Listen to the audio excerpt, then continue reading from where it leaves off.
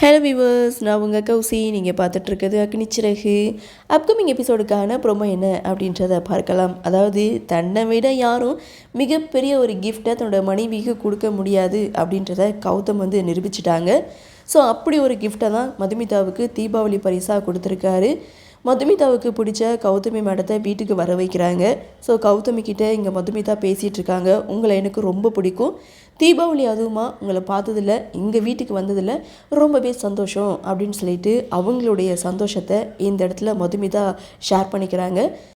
அந்த இடத்துல கௌதமி சொல்கிறது, கௌதமி எனக்கு ரொம்ப நாளாக தெரியும், ஆனால் இது வரைக்கும் அவர் என்கிட்ட எதுவுமே கேட்டது கிடையாது. ஸோ உங்களுக்கு பிடிக்குன்றதுனால என்னை ஃபோன் பண்ணி வர சொன்னார். அவர் உங்கள் மேலே அந்தளவுக்கு பாசம் வச்சுருக்கிறாரு அப்படின்னு சொல்ல மதுமிதா இங்கே கௌதமை பார்க்க, ஸோ கௌதம் சிரிச்சிட்ருக்காங்க. அந்த இடத்துல ஸ்ருதி கிரணை பார்க்கும்போது ஒன்றை விட பெரிய கிஃப்டாக அவர் கொடுத்துட்டாரு அப்படின்ற மாதிரி அவங்களுடைய பார்வை அந்த இடத்துல இருக்கும்.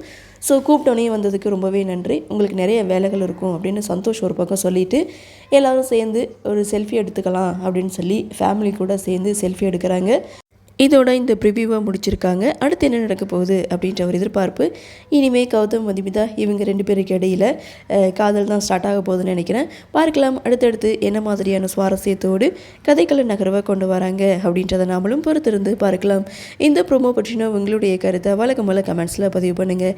இந்த வீடியோ உங்களுக்கு பிடிச்சிருந்தால் லைக் பண்ணுங்கள், ஷேர் பண்ணுங்கள், மறக்காமல் நம்ம சேனலை சப்ஸ்கிரைப் பண்ணிக்கிறீங்கன்னு சொல்லி இந்த வீடியோவிலேருந்து விடைபெறுகிறேன். நன்றி, வணக்கம்.